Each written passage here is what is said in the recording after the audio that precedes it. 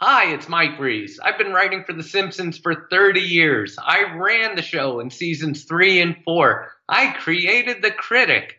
And now I've written a book. It's called Springfield Confidential, and it is the first insider's look at The Simpsons. It's filled with secrets, scandals, and tales of censorship and celebrities. It's a great book. It's like a Simpsons episode. It's fast, it's smart, and it's packed with hundreds of jokes, some of them funny. Please buy Springfield Confidential. You can order it now on Amazon.com. Hello again, everyone. Welcome back to the Best Darn Diddly Review Show. This is a weekly podcast for anyone who loves The Simpsons or ever has loved The Simpsons, hosted by two dudes that grew up on The Simpsons.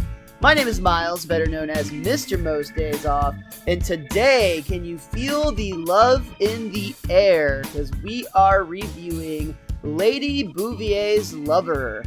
And of course, it takes two to tango, so joining me as always, your co-host with the most, Richie the WizKid. How you doing today, Rich?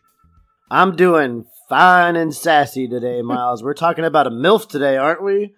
I mean, it's Mom Gilf, episode. isn't it? You know that's right up our alley. Oh, wait, never mind. Let's backtrack. But yes, we are talking about Marge's mom today. I mean, if you know what I'm talking about, you see how Marge looks, so this is going to be a lot of fun. I saw those swimsuit photos that she had. I mean, pretty skimpy, if I do say so myself. I think that was a little too revealing, though, if I can be honest. It didn't leave enough to the imagination. Exactly. But we're getting ahead of ourselves. We need to get in through the beginning of this episode first with Marge's mother. So let me throw it back to you, the man, the myth, the McGaggy. It is Miles. A's and G's. Yum. I'm already going to say I just love that gag so much right off the top where Marge makes the extra cake with all the extra letters because she knows Homer is going to eat them regardless. So she just has to have that precaution. Because of that gag, anytime my father would make something that I really, really liked, I would always run in the kitchen and try to grab pieces. And he'd be like, "Stop it. No. I'd be like, "Marge learned to make extra food for Homer to mess up. Why haven't you learned that about me yet?" Too funny, Richie. Too funny. No, just honesty. You just want the extra food. I get it. I know. You demand special treatment. You're a diva in another life. Sure, whatever. I just want extra food. If that's what it gets, or if that's what it takes, then I'm in. So let's back up just a little bit and talk about the chalk gag on this one. This one has, "I will not retransmit without the express permission of Major League Baseball," which I know is a thing you're a fan of. Retransmitting stuff? Absolutely. Oh, no, Major League Baseball, yeah. You know, this is something that it used to be on a lot more back in the day and is a bigger deal about, rebroadcasting stuff from the Major League Baseball network or Major League Baseball in general. And I always remember it was the exact same voice every single time, too. Like that classic announcer voice. Yeah. Cannot be retransmitted without the express permission of Major League Baseball. Well, now the NFL does that really annoyingly, too, but at least baseball didn't have that stupid robot. Oh, wait, they still do on Fox. Hate that damn robot. Playing football robots or whatever that dance in the corners of the screen sometimes. Yeah, it's pretty obnoxious. That and Joe Buck can go away forever. It's like a shitty version of Transformers, which is already pretty shitty to begin with. You remember that straight-to-DVD film that came out while you still worked at Blockbuster, Transmorphers? Yes. That's what it reminds me of. I think they made 2 of those, if I'm not mistaken. That's terrible. So terrible. Not as terrible as Snake on a Train. Remember that one? I still love that movie for what it's worth. The whole train, Richie. The whole train. That's why I was going to start laughing. That's not even from that movie. So, talking about Sorry, everybody that doesn't know about our inside jokes ever. Yeah. Let's go talk about a joke that everyone's familiar with, and that is Miles' life. Yeah, well, that's kind of the point here. Oh. Or at least that's what we're revealing 1 week at a time. But we're actually talking about right now the Monkey Philharmonic Orchestra. Are they any good? I know that they are quite demeaning, or at least having to conduct them is, and they're great at attacking Sideshow Mel. That's how this episode opens up. It's Krusty the Clown Show, and Krusty is making... Oh, I fucked that up.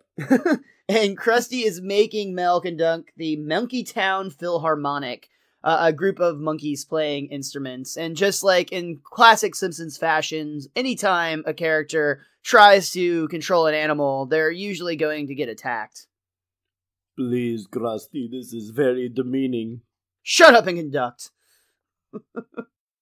This is a classic way to open a Simpsons show because this is, of course, just the Simpsons watching the TV show. And we've talked about in the past, this is an easy way for them to be able to manipulate the timing just a little bit to either extend or shorten the episode as needed. In this case, we see that Homer's using TV as a teaching opportunity or a teaching tool. Maggie, can you point to the monkey? Maggie points right at Homer, and Homer just shakes it up. What do babies know? Maggie, can you point to the credenza? And she immediately points to the side table, and Homer reacts with a "Do!" Which I did not know what a credenza was prior to this episode, for what it's worth. Yeah, but we watched this episode when we were kids, so you learned very quickly. You still don't know what a credenza is, do you? I do know what a credenza is, thank you very much. Thank you, I do know what a Google. crumb cake is. Right after this, we hear Marge calling from the kitchen. Homer, you didn't do a very good job frosting Maggie's birthday cake. What? It's not McGaggy's birthday? Oh. And we see Homer eat the extra A and G, but he doesn't stop there. Hey, stop it! I made a special cake for you to ruin. It's over there. Oh. Hopefully the cake will ease the pain of what's to come next because Marge's family arrives. That's Patty, Selma, and Marge's mother, Jacqueline Bouvier. Patty arrives in typical hostility towards Homer fashion. Hello, everyone except Homer. Happy birthday, granddaughter. Patty points out that Abe is actually across the street knocking on the front door of the wrong house. Happy birthday! It was actually a black guy who answers the phone, and Abe still just looks at him and hands him a gift and says happy birthday, not realizing he's not in the right home. Good old grandpa. It's now time to present the birthday girl herself on her very first birthday in her very first birthday dress. And everyone's excited to see her. We get, she's a little angel, and I want to put a hook in her and hang her from our Christmas tree. But then Abe erupts. That is a really fucked up thought, but it's actually even funnier because that's Patty and Selma. Abe brings a little bit more honesty to the table. What smells? Uh-oh. While the rest of the family sits around the living room ready to open presents, Bart points out that they should wait on the other babies, but Lisa actually notices they didn't invite any because Maggie doesn't get along with them. Maybe because she's different because of her magical powers. She's ostracized. No. This scene proves that there's two sides to a coin. You can't have good without evil, Miles. And as we see Maggie shaking her hand at baby Gerald outside who's being pushed by in a stroller, you see that this is the Voldemort to her Harry Potter or the Sith Lord to her Jedi Master. So there's somebody that has equal powers as her. Finally, there's a worthy adversary. We have not seen any demonstration of the unibrow baby having any magical abilities at this point. But when has Maggie ever been that mad at somebody before? It's somebody that she can't control or she can't get to do her. Maybe Maggie is the bad guy. Oh my gosh. We've been looking at this all wrong. What a twist! That'll be the big reveal at the finale of the Simpsons series. Yeah, I never even thought of that. This is getting great. Dark. I just like that already we have a repeat of what was supposed to just be a one-note joke of the unibrowed baby, and they've already made a second appearance in back-to-back weeks at this point. And he's the chosen one. And that's not the only character that we're going to see come back either. But he's got one eyebrow, so one. I had to point that out since you didn't laugh. I get it now. After Maggie and the unibrow baby have their little moment of hostility through the kitchen window, Marge comes in and announces that they've got a surprise for her. She brings in the cake that Homer hadn't completely ruined, and I actually really like this sequence because everybody wants to get a photo, and it shows everybody from Maggie's perception. Like, it shows her POV, and in her eyes, everybody looks like a monster cyclops because they're holding the camera up to their face, making it look like they only have one giant eyeball. And I just think this is an absolute brilliant way of looking at things, because I imagine to children of that age, the world is just a terrifying place. It kind of reminded me of Bart versus Thanksgiving, where Bart has that nightmare dream where everyone's mad at him. Yeah, I could see that a little bit. That makes sense. Yeah, honestly, man, this whole little exchange right here between the family just reminds you of the dread of going to birthday parties that aren't yours, or even being a kid and having your family come over. And it's honestly just kind of boring here for a little bit. Yeah, they even talked a little bit on the commentary about just how they're making fun of themselves because, you know, this is the cartoon that kids at this point were, like, tuning into. It was really popular with a young demographic, and they literally had almost nobody watching over the age of 55 at the time that this was played. So what do we want to show our audience? A couple of old people that are over 55? Yeah, talking about bullshit. About nothing. Like, it's awful. Madlock! Ooh, put some Lister's carbonic unguent on a wad of cotton and stick it in her ear. That'll stop them shakes. No. What she needs is a balsam specific. Balsam specific? Oof. While we're burning money, why don't we just give her a curative galvanet belt, too? Don't forget to give her smeckless powder. That's Bart jumping in, but that actually unites Abe and Jacqueline, who both yell at Bart, "Don't make fun." It's sad that Bart knows more than we do about old people. Well, you're absolutely right, though. I didn't think about that aspect. This does do a really good job of kind of that dread you had of talking to your elderly, like, grandparents when you were, like, a really young child, which that sounds terrible. It is what it is, but there is some truth to that if we think back upon it. And the sad part is typically you want to get through that conversation so you can go back to being with your friends, but Maggie doesn't have any friends over there. So this is it for her. That's an interesting point, too. This is her whole thing, yes. But at some point, it actually gets even worse for Bart and Lisa because Grandma Bouvier remembers for Lisa's 3rd birthday, she and Bart did this adorable little song and dance routine. Oh, that was a real horn honker. Let's see it. Bart and Lisa not amused. Now, do it! And then Bart and Lisa literally start to groan. Do it! So Bart and Lisa feel like they have no choice. Hot dogs. Armor hot dogs. Sing it like you mean it. What kind of kids eat Armor hot dogs? Fat kids. Skinny kids. Kids who climb on rocks. Tough kids. Sissy kids. Even kids with chicken pox. Love hot dogs. Armor hot dogs. The dogs kids love to bite. And we actually see Homer walk by with an advertisement sign for Armor hot dogs in this moment. It's got a trademark symbol on it, too. Doesn't this family know any songs that aren't commercials? I feel like chicken tonight, like chicken tonight, like chicken tonight. So it's perfectly timed, Simpsons. So, of course, these are parodies of actual real-life commercials is the funny thing. The Armor hot dog commercial they parodied is from 1967, and you can still watch it on YouTube to this day. And it's actually pretty funny to see the side-by-sides. The chicken tonight is actually something I remembered from when I was a kid, but when I looked at the dates, what I realized has to have happened is a combination of two things. Chicken and tonight. I was born in 1985, and those commercials actually started playing in about 1983. It was a ragu product. The same people that make pasta sauce to this day were trying to venture into other markets, so they made these series of sauces that were specifically designed to pair with chicken to make dinners.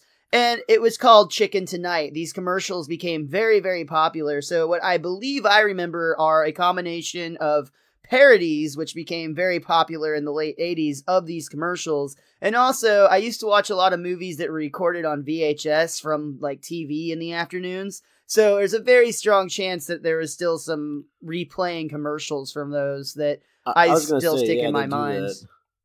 Like, how many times did you see those Cadbury egg commercials from the time we were born until, like, last year? True. Good point. They do use commercials for a while afterwards.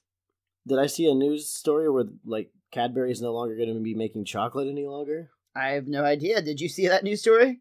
I think I saw somebody post something about that, which would be interesting. But, I'm not a real big chocolate person, so. So, a lot of times, The Simpsons get asked at Q&A. Sorry. Back up one more time. The Simpsons get asked. Yeah. I just imagine them actually being there, and it was really funny. With technology coming in, they probably do that soon. But the creators of The Simpsons actually get asked at conventions and things about these product placements for real products. And they, did you have a sponsorship? Did you get free products? And they say that no, unfortunately, there's a lot of times they do these gags in hopes that they might get sent some free stuff. But at the time of the recording of these commentaries, which was about 2004, the only company that they ever kind of made a joke about in the middle of their show that actually ended up sending them product was Stridex sent them a box of their acne wipes after the season 4 episode where the squeaky voice teen makes a joke about how it's great for his pizza face or whatever it is. And he actually uses Stridex wipes. So Stridex sends them a box of Stridex pads. But other than that, at the time of 2004, they weren't really getting a lot of free stuff, unfortunately, for them. That's funny because it's a gag within a gag because they're all old enough where they don't need to use it anymore. So good on Stridex for doing that. I think it's the same reason you always bring up Diet Coke in our episodes, is you're just hoping one day they're going to start sending free Diet Coke. Yeah, I'm going to need free Diet Coke since some president that I will remain nameless put a tariff out on aluminum. I imagine the price on Diet Cokes are going to go up relatively soon. I would be so not concerned with the Diet Coke aspect of that, Richie. The 4 cents a can it's going to cost you is nothing compared to the major issues that's going to cause our nation. When was the last time you bought a 12-pack of Diet Coke, son? It's freaking expensive now. You're right. That is the biggest part of this issue. I'm mistaken. And not 12, it only costs a penny for a Coke can, or a can of Coke, whatever. Get over yourself, Richie. Can you take the onion off your belt? It's starting to stink up the joint. I was going to get to that point eventually, but no. Just bask in it. So, we were at one point talking about this episode of The Simpsons. About hot dogs. Maybe we'll do that some more. Jackie thanks all of the family for the hospitality, and it seems like she might even have a little bit of a special connection going on with Abe as they say goodbye. She mentions she won't be back until next Thanksgiving, and I love Homer's response, or even not till Christmas. But she clearly is, upset that she doesn't see her family more, which for her character is kind of odd, I would think, because, she doesn't really show a lot of emotion through her time on the show, but, there's not emotion in what she says, but, behind it there is, if that makes sense. Yeah, it's kind of a weird spot that they put the elderly in this episode, because they're so mean to Grandpa. Not necessarily truly mean, but just almost neglectful in the way that, we all watch the show. You know what I'm trying to say. It's a different way they treat the Bouvier side of the family, though. So it doesn't seem like Jackie isn't invited over as much as it is that she chooses not to come more often than not. I didn't feel like I didn't get that far into it. For me, it was just, like I said, she mentions, I guess the next time I see you won't be until Thanksgiving, where she's kind of she seems upset about it a little bit, which I feel was just odd for her character. Interesting. But Abe decides he's going to take that cue to leave as well. He says, I suppose I should be getting home too. At least I've got Matlock to keep me company. Oh, he's on in 5 minutes. He is? Step on it. So we see the Springfield Retirement old folks bus pull up, and Abe runs aboard. Which I didn't know you could get that directly to your house, and didn't know that it'd be full of all the other old people that they didn't drop off already. Like, why are they just, like, going around to the Simpsons house exactly? But it doesn't matter because Matlock's on in 5. They're not forgetting. Even somebody yells out, "Hurry, hurry! Each Matlock could be our last!" Yeah, that one's like, I don't know if it might not be the first time I've heard him. It's like the old Jewish guy voice that's got like the one tooth sticking up from the bottom of his mouth, and he usually wears a hat. Same one that had his, like, pants around his ankles or something like that. Hurry up, hurry! Each Matlock could be our last! So the funny thing about that, people love to talk about how The Simpsons predicts things, and this is a bit of a stretch, I will admit, but the show Matlock would stop airing less than a year after this joke was made. That is a bit of a stretch, but still almost on the nose. It fits. If the Matlock episode fits. That night, later in bed, Marge is talking to Homer, and she gets a little bit of an idea. She says, it's funny, but both my mother and your father seem pretty lonely. That is funny. Not exactly what Marge meant. She's trying to point out that maybe they could spend some time together. They could go shopping, or they could go to the matinee, or they could go to that room in the library that's always full of old people. Periodicals, that's it. Good joke for Marge there. Marge, please. Old people don't need companionship. They need to be isolated and studied so it can be determined what nutrients they have that might be extracted for our personal use. Homer, would you please stop reading that Ross Perot pamphlet? Which I so wanted there to be some very deep meaning to this joke, but really they were just trying to make fun at the idea that Ross Perot tended to have some fairly wacky ideas. And while he never specifically said that we should harvest old people for nutrients, it's not outside of the world of things that might come out of his mouth. Very true, very true. I mean, sadly he represents Texas a lot of times, and we both feel very ashamed of that. Honestly, I don't know enough about Ross Perot to have any political stance here. When the 90s were happening and Ross Perot was a thing, I was far more interested in the All That skits where they would have that girl dress up like Ross Perot and do the impression that is still hilarious to this day.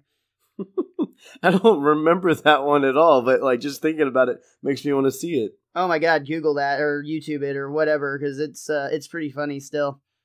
It's great. It's going to be the best impression ever. Oh, that was awful. No, Miles.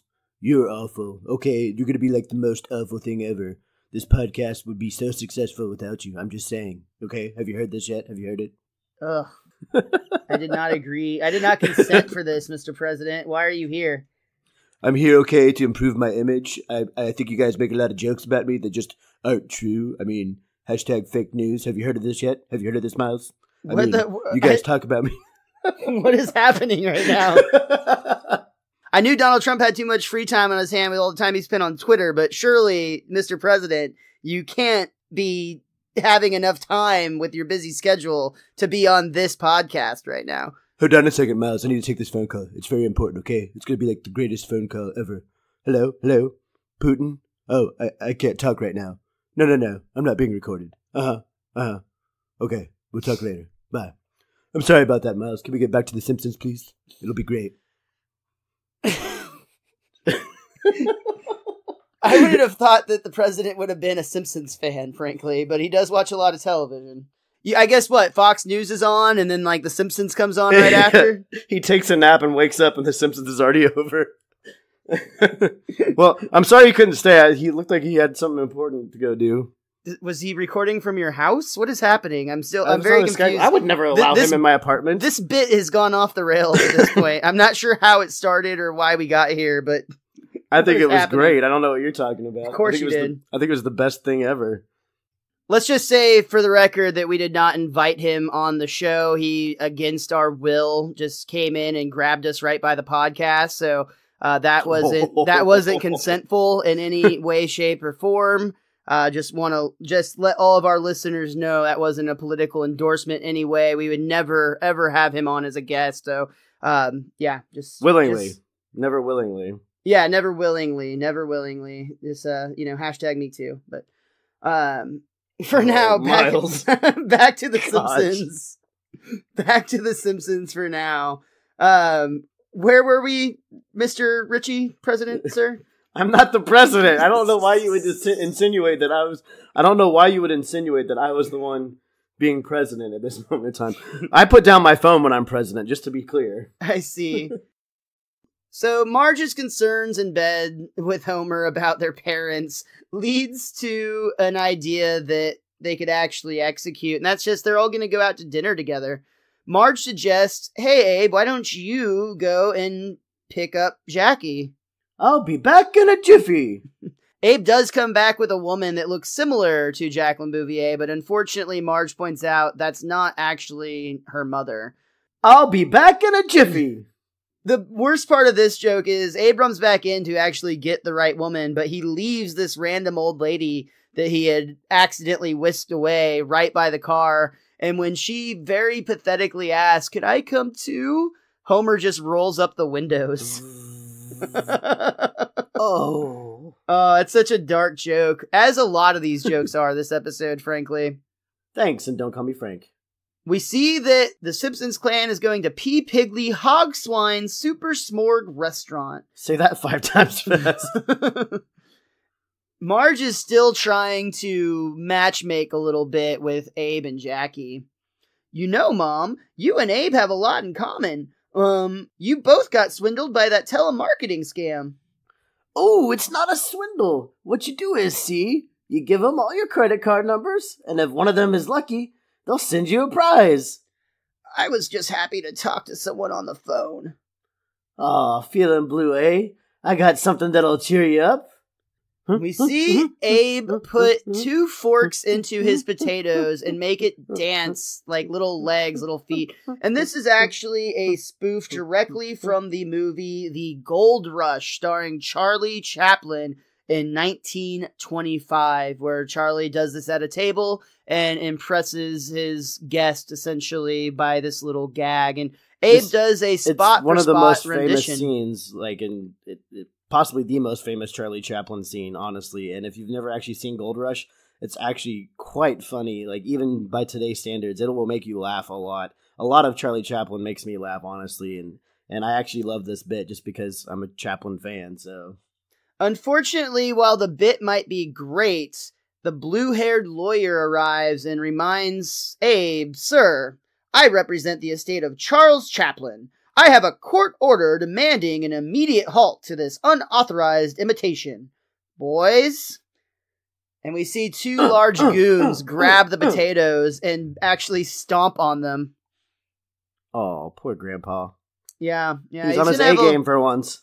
Yeah, he was actually kind of being pretty smooth. He had Jackie wheezing. I mean, she was laughing in a very wheezy-like manner, but still, it seemed like a pleasant experience for her. Actually, if you want to see something cool, Robert Downey Jr. played Charlie Chaplin in like the 93 movie Chaplin. That's really great. And he actually does this bit in one of the scenes at a restaurant for all of his friends when he's playing Chaplin, like actually Chaplin, not in Gold Rush. So, oh, interesting. Yeah, it's cool to see like a young Robert Downey Jr. playing Charlie Chaplin. Well, Jackie was impressed enough that she invites Abe back to her place, and she's showing him some pictures of her youth. "Here's a picture of me getting arrested for indecent exposure. It was the most embarrassing day of my life." Lift those gams. You are one nifty number. This is the picture we were joking about earlier, because we see this is a very old beach photo where Jackie was wearing a traditional swimsuit of the time, which exposed the wrists and the ankles, which was very, very edgy by those standards. "Boys all paid attention to me, and it drove my friends crazy." Who were your friends? "Oh, Zelda Fitzgerald, Francis Farmer, and little Sylvia Plath." This is a very, very dark joke. It's also a very deep cut joke, and it does require a little bit of knowledge of some of these famous women. The women in question that are mentioned are, Zelda Fitzgerald is a poet, Frances Farmer, I believe, was an actress, and Sylvia Plath was also a poet.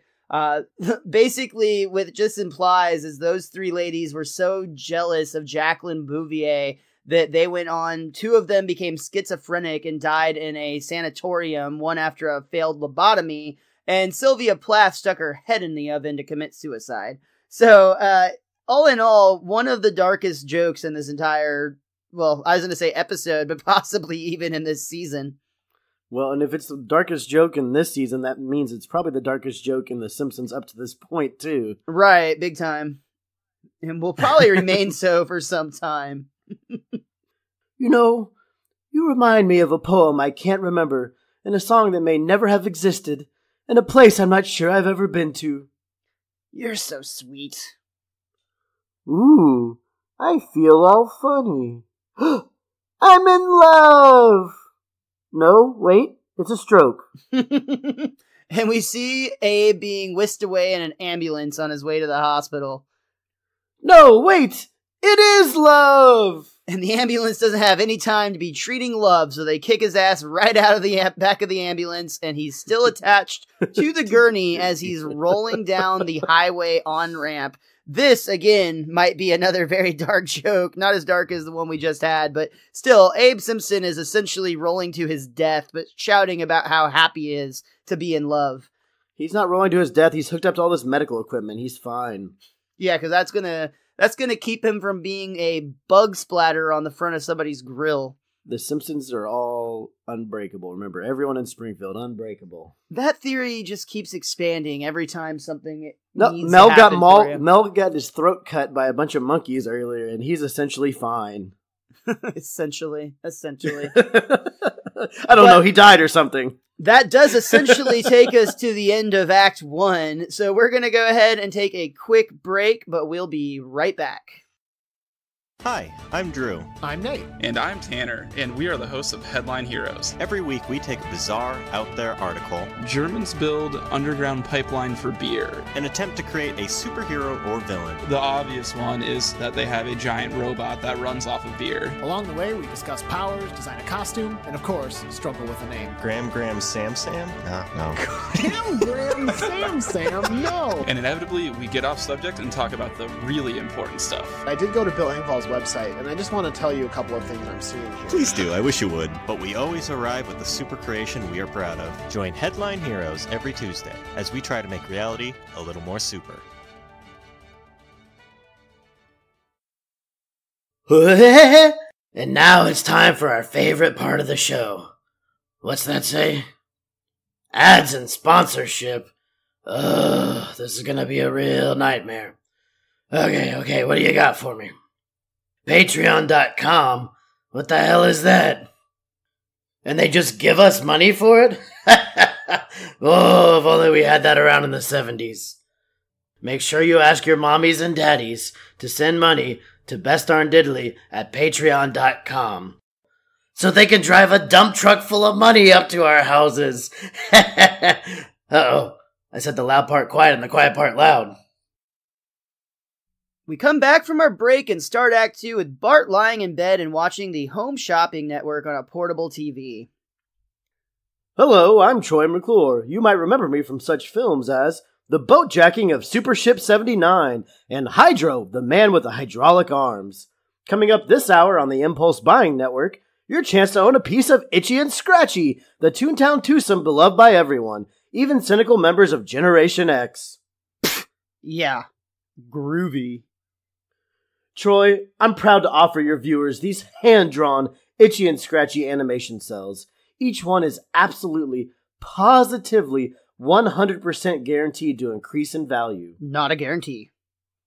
Which I love at the bottom of the TV right there. It says, like, limited edition of 800,000. So there is actually a market or a fan base who collect these animation cells, and there are actually some really valuable ones out there, but more often than not, a lot of these cells are only going to be worth sentimental value. So for those out there looking, unless you just really want to have an image of Scratchy's arm or whatever, those are the ones that you're going to want. Yeah, that would probably be a really rare one, actually. More often than not, what it said is the most valuable animation cells are the ones that feature the core Simpson family, and specifically the ones that feature all the members of the core Simpsons family. But any of the side characters actually are not usually going to bring that much from a resell standpoint. That makes sense. Group shots where the money's at.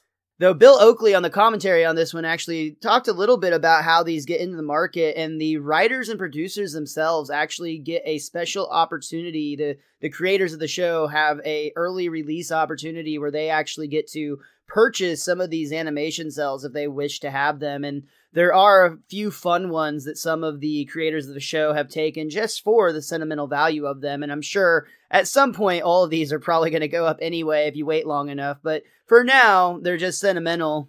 Do they talk about how they decide which cells to... I guess who is responsible for which cells go out to market? Is it Matt Groening, or did they talk about that at all? They didn't talk about that aspect really that much. They just talked about the idea of getting to purchase or having the opportunity to take some of these. Bill Oakley did say that one of the favorites that he has in his collection is he has the cell of comic book guy holding the crappy cell in this episode and explaining to Bart how it's terrible. So you're saying he owns a cell within a cell? He does own a cell within a cell. That's exactly what I'm saying. So cool.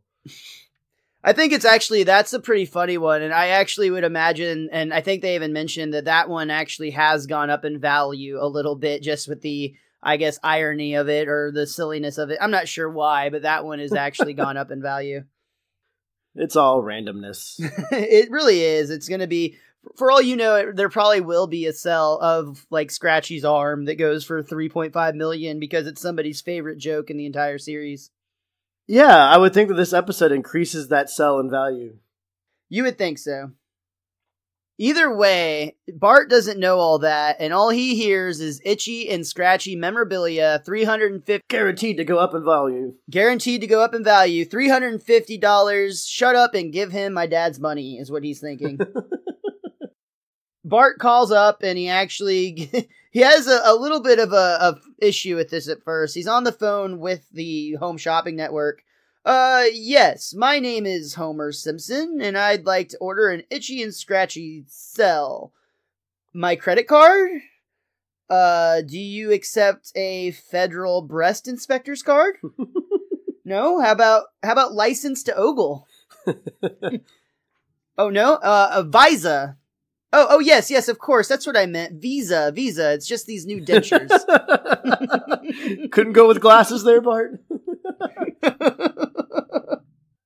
So right off, actually, I want to talk about the idea that this episode is structured a little bit differently than what we've been seeing as the traditional Simpsons formula, because a lot of times what we've been getting this season is the first act really doesn't have anything to do with the main plot. A lot of times it's actually what becomes the B plot of the show, or not related in any way, shape, or form sometimes as well. In this case, this is actually the B plot, and we don't even see it until the beginning of Act 2.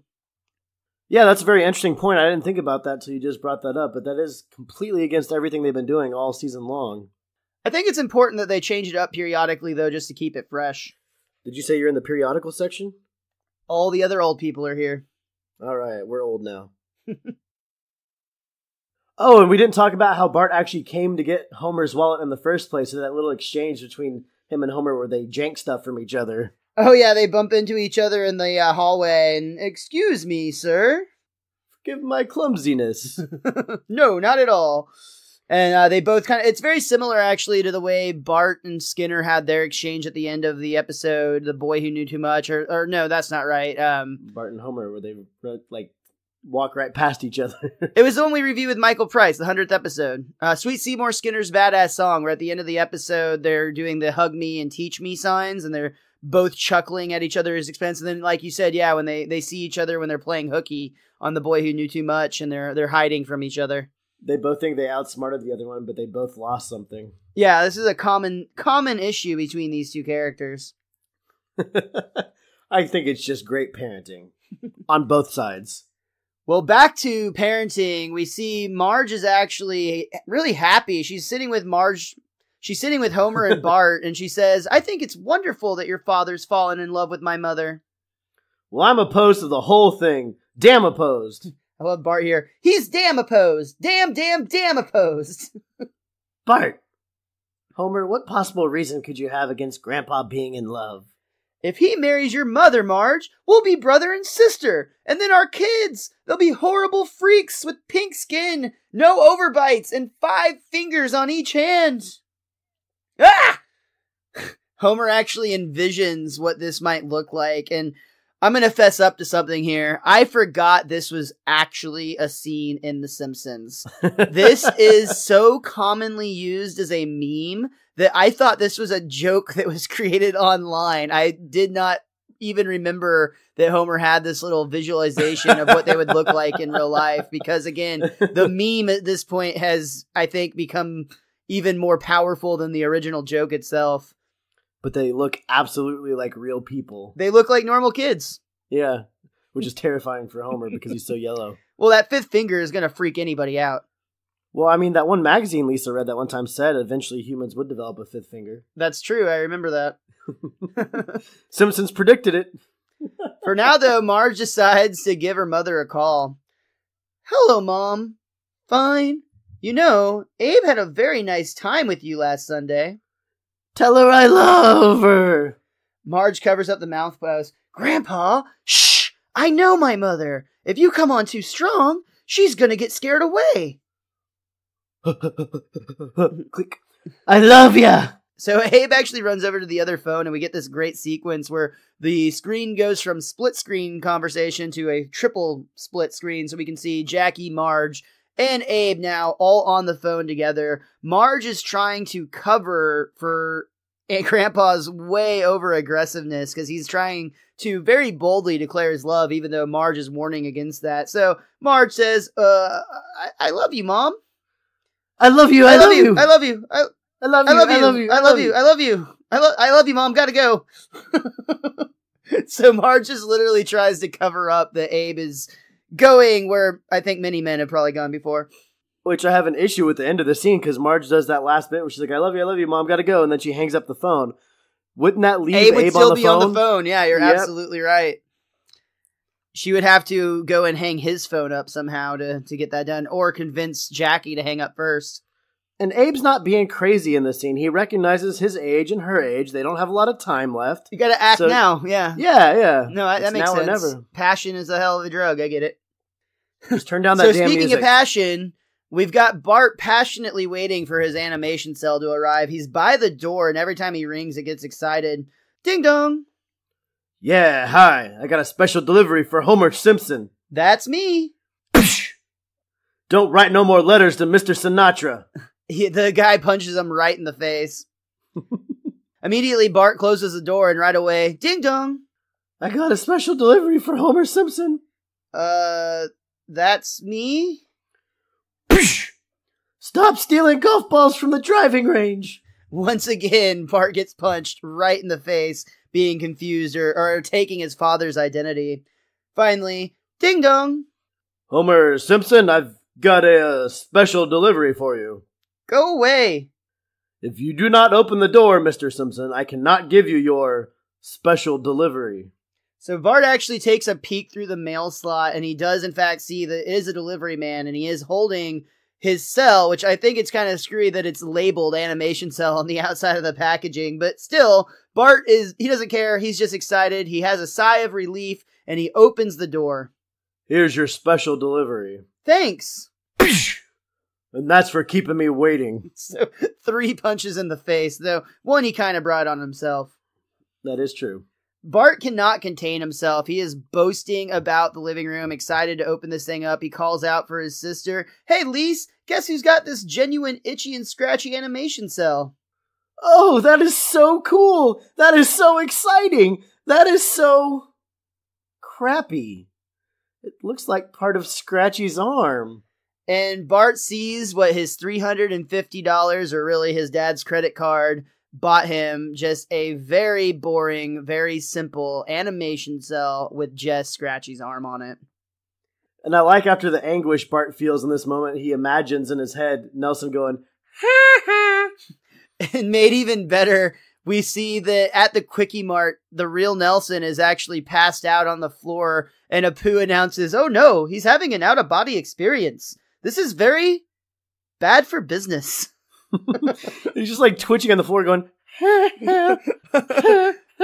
I I love that it's almost like the demand to be ridiculed was so strong that Nelson couldn't help himself. He had to travel the astral plane. Hey, maybe that's Nelson's special ability. We'll have to keep an eye out for that. Ooh, he's what's that movie series? Oh my gosh, not Insidious. Is it Insidious? Yes, yeah, it is. Insidious. The other side, or what is it? It's like the astral projection when you sleep. Yeah, but she calls it the worst thing in the movie. It sounds so like the darkness, or it's. I love those movies. Don't get me wrong, but anytime the Beyond, maybe, I don't know. It's something very generic. It's just along the lines of the Upside Down, to be honest. Very true, very true. And I love that shit too. So you're right. Absolutely. Maybe really boring names for these very dark places. The more boring the name is, the scarier the place. If it was just called The Place, you would run in fear. Abe and Jackie are actually going to go on a date, and we see Abe is getting ready, and he gives one of the more disturbing verbal visuals that I've ever heard. Hot diggity, I'm gonna smooch her like a mule eating an apple. Oh, and when he demonstrates, it really paints the picture pretty hard. He's very tonguey. I would not want to make out with Grandpa Simpson. Don't knock it till you've tried it, Miles. He even bought some specialty novelty dentures, and when you see he turns off the lights, his dentures glow. Kiss me, sweetie. Dad, that will never work. If you want to make your move, you gotta play it cool. I actually really love this next sequence that we're going to get to because it's a jazz riff that starts playing, and even the animation, the background all changes, and it kind of gets to a more jazzy, like sharp, jagged edges, and it's a more surreal look to the background as Homer starts to sing. Now what you gotta do if you wanna get a kiss is act real smooth and make your move like this. We see Homer stands up and does the classic yawn and stretch to put your arm around the girl. Oh, I see. So if I take your advice and make your patented move, my chances for love will slightly improve. Now what's that rule? Play it cool. Ding dong. Ah! Abe goes from playing it cool to immediately panicking when he thinks his date has arrived and he dies behind the couch. I don't know why, but every time in that little jazz bit, when Homer does his little it makes me so happy. When Grandpa puts his arm around him and it's like Homer's just going along with it or whatever. It's just, I don't know what it is. It's kind of awkward, but it's hilarious. I love it. This whole sequence honestly feels very, very different than anything else the Simpsons have done so far in a lot of ways. There are other times that they'll do these musical cues and things of that nature, but I don't think they've ever gone straight up jazz like this, and I really enjoyed it. Absolutely. And it was kind of a cool dynamic with the son trying to teach moves to the father, because usually it's the other way around. Yeah, that's a very good point, though. To be fair, I think the last person you would want on the planet to teach you how to be smooth might be Homer J. Simpson. I think the first person I want to teach me how to be smooth is Homer Simpson. He makes Marge happy all the time, if you know what I mean. So much so that she's trying to get Homer into this we're brother and sister porn thing going on here, because Marge is just all about it, I guess. Whoa, what? Marge is trying to get their parents hooked up, so obviously she's into some kind of like brother-sister porn or something. Or why else would she be doing this? Why would you make that connection? Like, how did you go to porn? Because she brought it up to Homer while they were in bed, and we know, we've talked about the theory that Marge is infatuated with Homer because he's great in bed, so she's obviously trying to put a little role play going on here. Therefore, she's trying to go forth with her plan of getting their parents to hook up. Okay, there's so much wrong with that. I know, Marge is fucked up, right? No, I don't mean with Marge. First of all, we do realize that if Marge's and Homer's parents hook up, that doesn't in fact make Marge and Homer brother and sister. They talk about it. If they get married, it does. It doesn't work like that. You're on your own. You're on a lonely island on this. I don't understand why you're finding it difficult to imagine that people that are married would want to role play eventually. I have no issue with the idea that married people want to role play. It's the fact that I don't think that most people are role playing incestually. And I would argue... But Marge apparently wants to. No, that's the thing. You use that apparently word, but I at no point think that there's any clue here that Marge would be into incest porn. She just sees that her mother is made happy by her husband's father. That's totally normal Yeah, after the fact. Marge is a sweet, innocent person. I got you. You're out there today, my friend. I'm just I'm pulling back the curtain so you can see what's beneath it. I can't help it if you're too unwilling to look. Well, if it's incest, I don't want to look. Well, then don't look at Marge. It's not called wincest, Richie.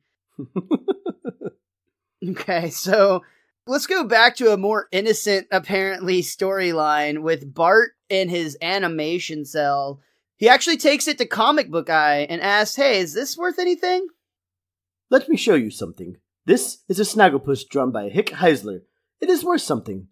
This is an arm, drawn by nobody. It is worth nothing. Can't you give me anything for it? I can give you this telephone. It is shaped like Mary Worth. Oh. No groaning in my store. I love how he's named as Dealer in the script, too. Yeah, I don't think he's known as Comic Book Guy just yet. But he hasn't really been around a whole long time. No, I mean, he hasn't. And, you know, I think he made his first appearance at the end of season 2, if I remember right. So he's only been around for a little while now. I don't remember before 3 Men in a Comic Book or 3 Boys in whatever that one is. Wasn't that at the end of season 2? I honestly don't. I thought it was like 3 or 4, but we've gone so many episodes in that I don't remember anything anymore. We're not even like a sixth of the way through the series either. We're going to be so fucked later on. I do like this whole interaction, though, and we get a little bit of that just snarky comic nerd from Comic Book Guy, of course. Back with Grandpa and Jackie Bouvier, Abe has taken her out for a night of dancing. I can't remember when I felt this young. Oh, I really can't. And we see the two of them actually are really sparks flying because they're about to lean in with each other for a romantic kiss, it would seem. Say, Sports, mind if I have the next dance? What the? Don't sneak up on me. No need for the blown gasket, Charlie. I'll have her back in one piece. And Burns turns into an entirely different person here because he goes from feeble old man who almost drowned in a bathtub because of the weight of a sponge to one of the best dancers in Springfield. These two cut a rug all over that dance floor. I put a note here that this must be where Burns first started getting his Friday night injections, where he started looking, all fluorescence in the X-Files episode. This must be when it first started. That's good continuity. It's the only way you can explain how limber he is. But Abe is just angry. He sits off in the corner growling, and that big ape thinks he can muscle on my girl, does he? I'm gonna give him the frowning of a lifetime. And he just sits there and sulks, frowning in Burns' general direction. Good plan, Grandpa. That'll totally work. Things just start to get more and more sad for Abe from this point on, because Jackie seems to be hitting it off even more with Burns. Abe is left by himself to sulk on the bench while Monty and Jacqueline dance the night away. And I love this next bit when they're actually walking outside together while Abe can actually see them sitting across from where they exit. I swear, Monty, you are the devil himself. Who told you? Oh, yes. Well, I'd say you're an angel, but angels don't dance like that. And just then Smithers arrives to pick up Burns and his new date, while Abe is left alone to walk away in nothing but the individually lit street lamps he can see walking into the distance. And this is actually a parody of the movie Goodnight, Mrs. Calabash from 1959, starring Jimmy Durant. And we're going to be reminded of that very quickly again, because as Abe walks away imitating the end of this movie almost shot for shot, he even says, "Good night, Mrs. Bouvier, wherever you are," which is the exact line said in the movie, except Bouvier is replaced with Calabash. Mr. Simpson, I represent the state of Jimmy Durant. I have a court order demanding an immediate halt of this unauthorized imitation. Boys? And we see the same two thugs from earlier take his hat and stomp it into the ground as they walk away. Abe just asks if he could have permission to die, and the lawyers have to flip through the papers before finally agreeing. Yes, that would be acceptable. And that brings us to the end of our second act. We're going to take another very quick break, and we'll be right back for the conclusion of Lady Bouvier's Lover.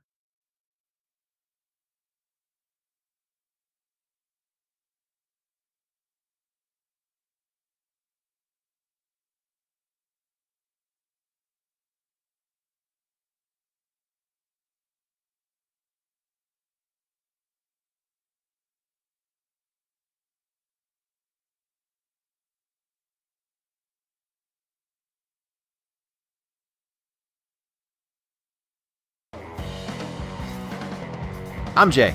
I'm Bob. And I'm Corey. We are the Cretans Guild. We're a trio of man-children whose friendship predates The Lion King, Green Day's Dookie, the N64, and the Channel. We have backgrounds working in television, video games, radio broadcasting, creative writing, and pizza delivery. That's a large cheese, right? On our podcast, Nerd or Not, you'll hear us talk about board games, TV, movies, comics, collectibles, video games, wrestling, theme parks. We even did a segment on pizza. So check and listen to us on Podbean, iTunes, Google Play, and YouTube. And check out our socials on Twitter and Instagram under Back Cretans for the Guild. third act, we see Welcome to the Burns guild. is in his office and he couldn't Hey be guys, it's happier. Richie the WizKid here from the Smithers, Best Darn Diddly guess what Review happened Show. to me last And I'm night? here to talk to you about I don't know, sir. You PopThreads.com, had sex your with number that one old source woman? for finding awesome nerdy t-shirts. Which, to Are be you fair, sick from not Smithers knowing what was to very wear when you upset go when out they with were all getting your into the friends car on the the night before. weekends? I don't think we Well, don't touched have on a that, cow, but man. he's got a Go little to PopThreads.com, Oh, there's and if some- you use some the code definite Simpsons at sass is checkout, not you can save pleasing 15% the love of his on all your life t-shirt being needs. involved with this old Being hussy. Yeah. She said no to me. Do you know how many women have said no to me? 130, but not one since I've become a billionaire. And she's the one for me. I'm in love. Whoop-de-doo, sir. Yes, whoop-de-doo. Whoop-de-doo to the world. Whoop-de-doo, Mr. Florist. Whoop-de-doo, Mr. Physical Trainer. Whoop-de-doo, Mr. President. I'm happy you finally found love. And that was Clinton, not that other guy. Whoop-de-doo, Tarantula Town. Whoop-de-doo, employees. Everyone who's found true love may leave early today. And we see all of the employees at the power plant thrilled and ecstatic, all who have fallen in love, getting an early release, leaving only one very, very sad man alone to continue working. Another dark joke for the episode. It really This episode is built on sadness. You can't help but laugh at this one, though. Yeah. That makes me feel like an asshole. You are He's an not a real asshole, it's person, fine. Richie. He's not a real person, Richie. So Burns is so smitten, he decides to write a letter to his love. Memorandum to Mrs. Bouvier. R.E. Delineation of romantic intentions. Pff, too sappy. Smithers, come over here and help me write a mash note to my girlfriend. Fine. Darling one, read my words, and hear my heart speak of a love soft and undying, a love that will be with you always. Sincerely, yada yada yada. That's marvelous. How did you think of that so fast? I sent it to you on your birthday. Excuse me, I have something in my eye. He called him darling. That's actually, again, though, this whole episode really is very dark and sad. There's a lot of the jokes that are funny, but in a way that just leave you feeling kind of like bad in a weird way. It's the Merkin style. Yeah, I guess so. This one was actually written by Bill Oakley and Josh Weinstein, who, for what it's worth... It's not the Merkin style. Well, no, but I mean, he's still the showrunner at this point, so he's definitely involved, but the head writers were this team, and I just thought it was interesting. During the commentary, they talked about how they've been writing together for 29 years, and Matt Groening himself actually calls them out. Keep in mind, that was in 2004, that they'd been writing partners for 29 years. Groening himself calls them out, and they say, legit, we've been writing together since we were 9 years old. That's crazy. It's just a lot of fun to have that, because they do eventually become showrunners in the teen season, so we'll be getting to them, a couple years from now. What I want to point out is Burns clearly has a thing for the Bouvier women. I mean, he was infatuated with Marge just a little while ago, and now here we go. He's going for the older one now, but still, I mean, he's got a thing for them. He's got a type. You're absolutely right. But for now, we see Marge is just excited for her mom. She's announcing that she's got a date, and whoever it is, she sure seems taken by her new beau. She just does feel a little bit bad for Grandpa. Homer's not worried, though. Dad says this new guy's repulsive, obnoxious, old billionaire, so let's all be extra nice to him. At that description in Springfield, how do you not already know it's Montgomery Burns? Like, he's the only old, awful billionaire in town, yeah. That's the joke, you're absolutely I think right. That's the point. Yeah, totally. Yeah, it's absolutely the joke. When Burns arrives at the Simpsons' home, he once again has to check his notes to figure out who these people are, even though he's been to their home many, many times. Hello, why, it's It's it's And we see Smithers actually whispers into Mr. Burns' ears and then chuckle. Why, it's Fred Flintstone and his lovely wife, Wilma. Oh, and this must be little Pebbles. Mind if I come in? I brought chocolates. Yabba dabba doo! That might have been my favorite gag of the episode. That's a good joke. It was really stupid, but in the best possible way. Well, and The Simpsons have been so heavily compared to the Flintstones for so long because up until a certain point, the Flintstones were the longest running animated show in primetime television. So the Simpsons stole that crown, and a lot of times they're very closely compared. It makes sense. The Simpsons stole that crown and then ran over backwards, forwards on that crown. It replaced crown with sun. Oh. We've been watching too much of this season. So when Marge finds out who this man really is, she's quite upset. He's an awful, awful, awful man. I guess if he makes Mom happy, that's all that really matters. That's right, Money. Your money's happiness is all that money's. Homer clearly has intentions for this relationship. And the apple doesn't fall too far from the tree either, because Bart approaches Mr. Burns and says, Grandma really likes it when her boyfriends are nice to me. She especially likes it when they give me money. Run along, Pee-wee. Baby gets nothing. Very well. You leave me no choice. This gun is filled with ketchup. This one with mustard. Now give me $350 or you're going to be a mess for your date. You don't have the guts. We actually get a stare down here, but it really doesn't last that long because, of course, Bart does have the guts, and he sprays Mr. Burns with mustard. You! Here, take your money, take it! In the process, Burns actually manages to get one of the guns from Bart. Oh, now the tables have turned, haven't they? But we see Jacqueline come down, ready for their date. Bart scampers off, and Mr. Burns tries to act like he wasn't just having a ketchup and mustard fight with her grandson. Which I would think that if a grandma saw that between her grandson and her date, that she would probably think, oh, they're getting along. It'd be somewhat endearing. Yeah. Yeah. Well, but that's not Jacqueline's style. And even more so, I would say that at the point that Bart already shot Mr. Burns with mustard, his date clothes are already ruined, so he's not going to get his money.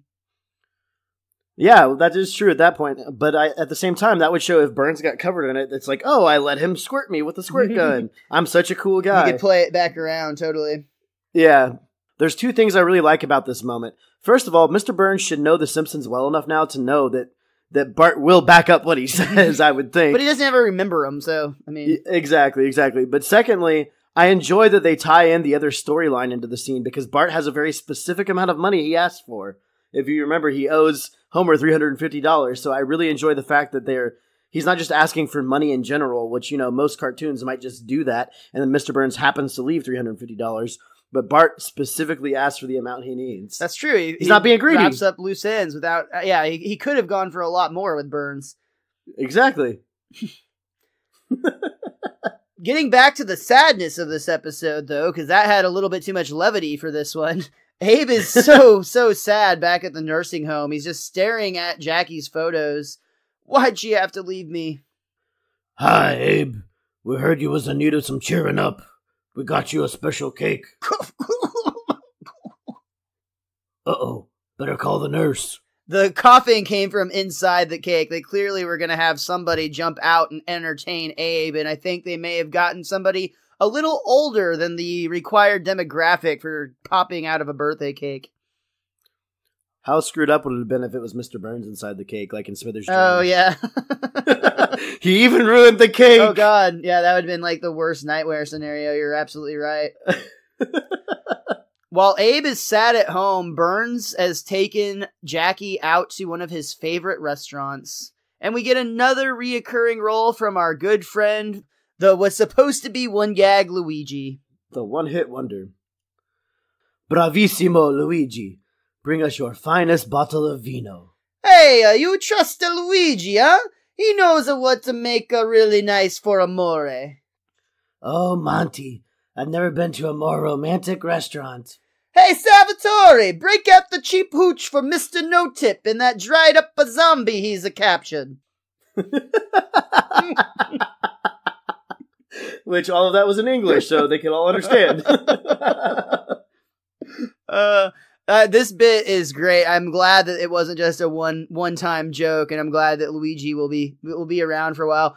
Bill Oakley and Josh Weinstein on the commentary commented on why these one-joke characters ended up reoccurring, and it's because they ended up having to write like 4 or 5 episodes all at the same time where they're punching it up, and when they were locked in a room working together, it just kind of ended up reoccurring over and over again. That really makes sense because you keep going back into the well. When it's working to fill like one gap, you're like, well, what if Luigi was in this part? And it works again, yeah, fresh totally. on your mind. I assume that's why the Sea Captain, we talked about that a while back, kept popping up in multiple episodes.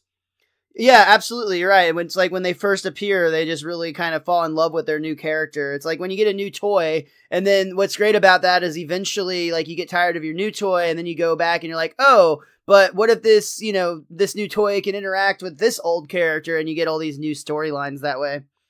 Woody is still a valuable toy. Exactly. Sorry, I think I just spoiled the Toy Story trilogy for everyone. Well, that's like the first and the second one.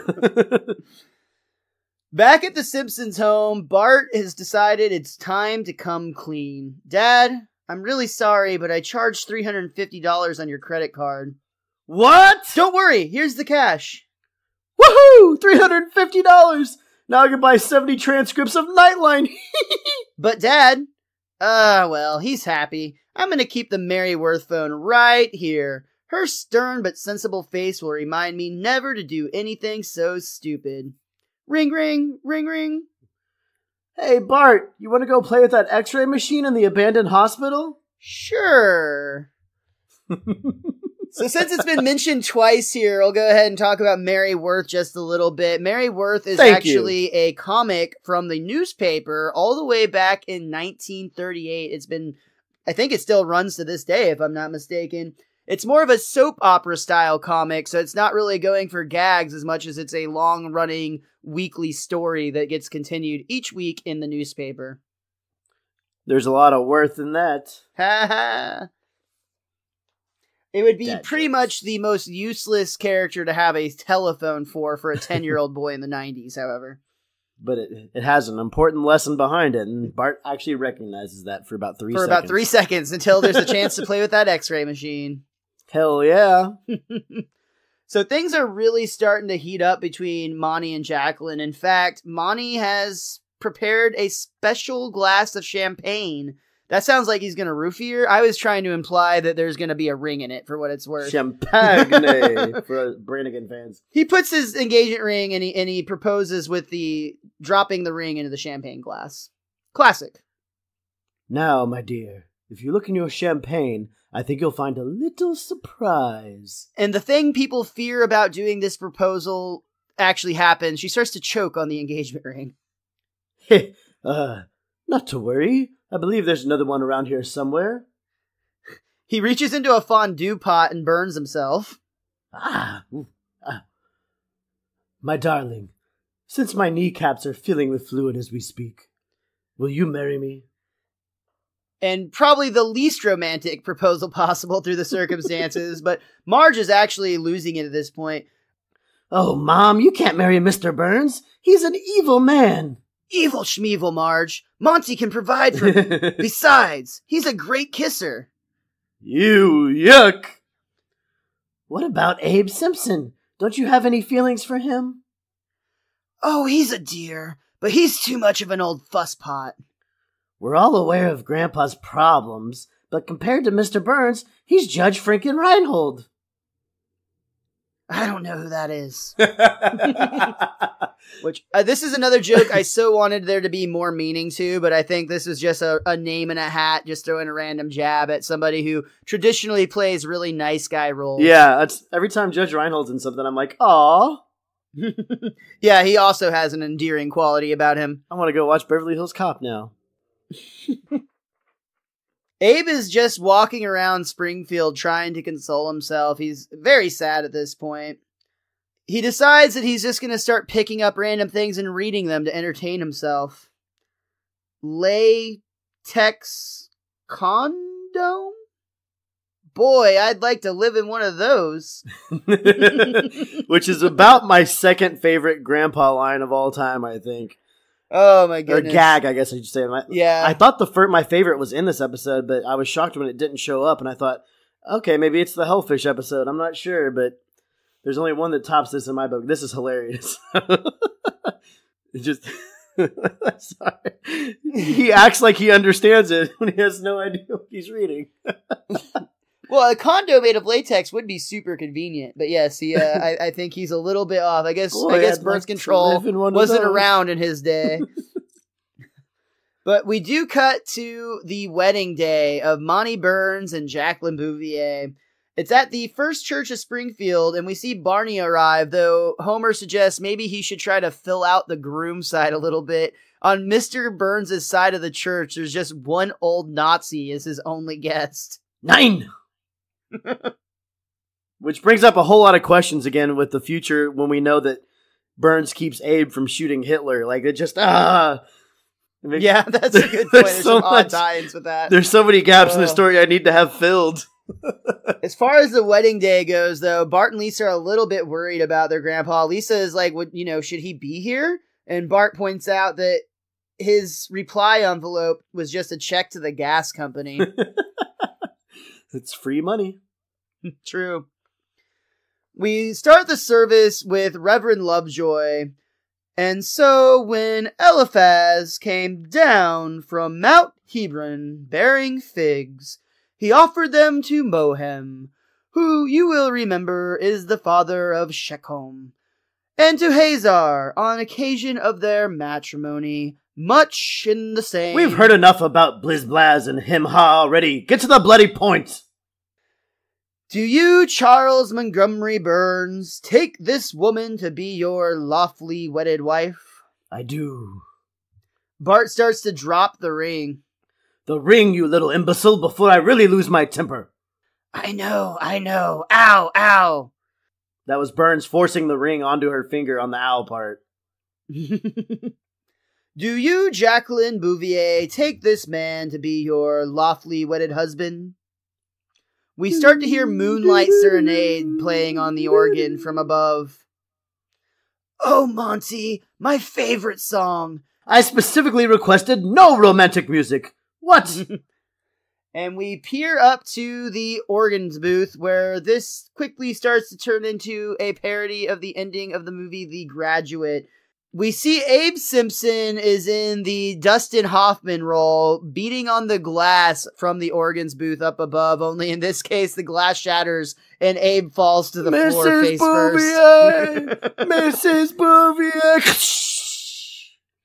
Honey, are you sure you want to be Mrs. Montgomery Burns? Wouldn't you rather be Mrs. Abraham J. Simpson? No. Boop. I don't want to be either. Hot ziggity Sam! That's good enough for me. We see Monty Byrne ride off alone as Jackie leaves on the bus with Abe Simpson.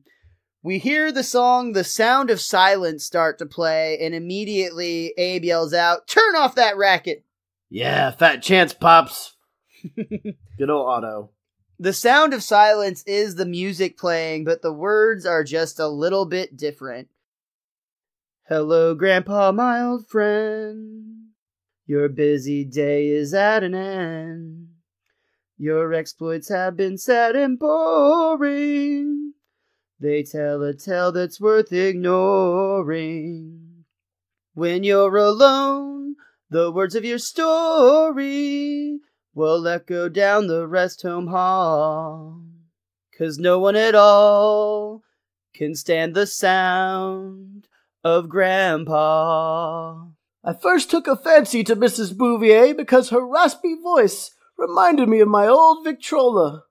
Oh, it was a fine machine with a vulcanized rubber listening tube, which you crammed in your ear. The tube would go in easier with some sort of lubricant, like linseed oil or Dr. Shh! Oh, I'm sorry.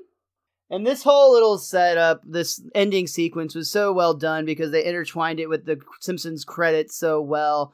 The shh through the end of Grandpa's spiel there was perfectly timed with the one that actually appears at the end of every Simpsons episodes during the Gracie Films logo. And that does, in fact, bring us to the end of Lady Bouvier's Lover.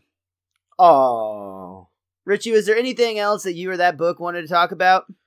man, there were signs and marquees like all over this thing, apparently, that I just was not paying attention to because my guidebook, The Simpsons, A Complete Guide to Our Favorite The Simpsons, A Complete Guide to Our Favorite Family, points out there's Hal Roach Apartments, retirement living in the heart of the Cemetery District. Cemetery District, yeah. The First Church of Springfield had the private wedding, please worship elsewhere sign.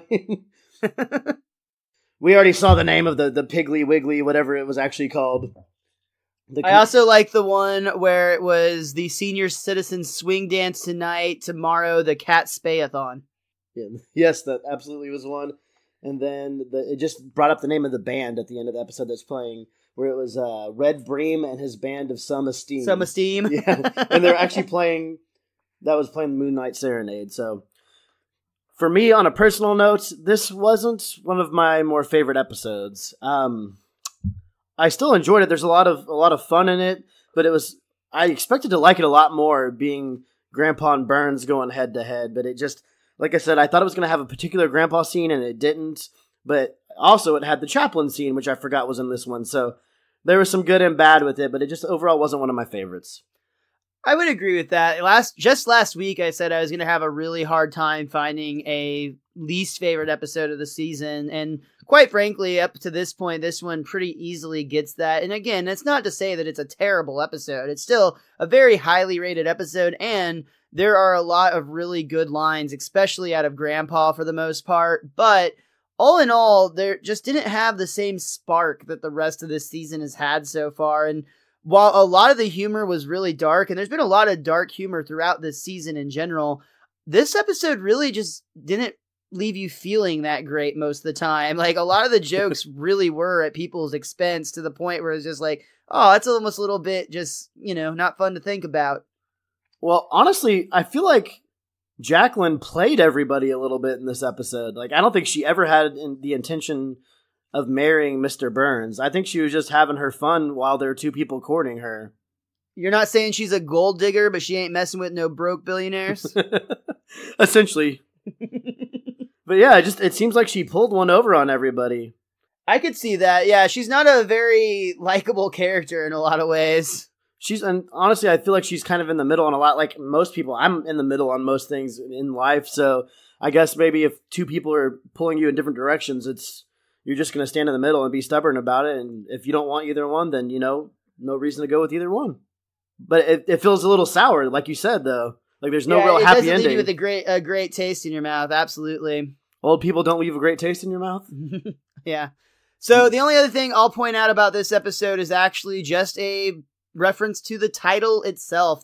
The title of this episode, Lady Bouvier's Lover, is a parody of the title of the novel Lady Shatterley's Lover by D.H. Lawrence, which was written in 1928.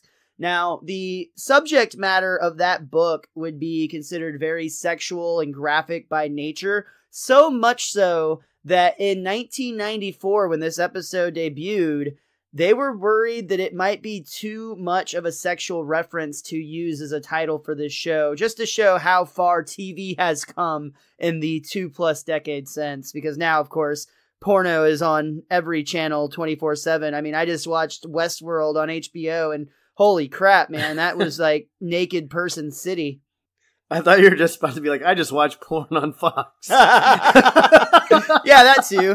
Coming to a Fox affiliate near you. But yeah, I just think it's kind of funny that they were concerned at that time in 94 that might be pushing the boundaries of taste too much. And now, even in 2004 in the commentary, they just laughed that off. Like, yeah, it's not that really big of a deal anymore. But that will do it for this week's Best Darn Diddly Review show. Richie, where can everybody find you online? As always, you can follow me on Twitter. I'm at theWiz_Kid23.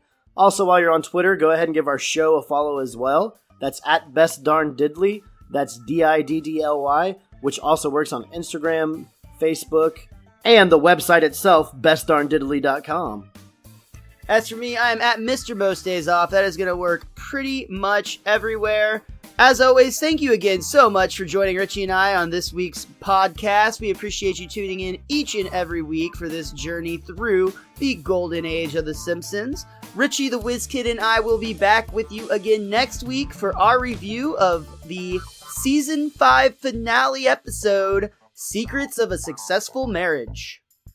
And just remember, to all of our listeners out there, I have a special message for you. It's very tender. That's right, money. Your money's happiness is all that money's. Until next time, be cromulent to each other.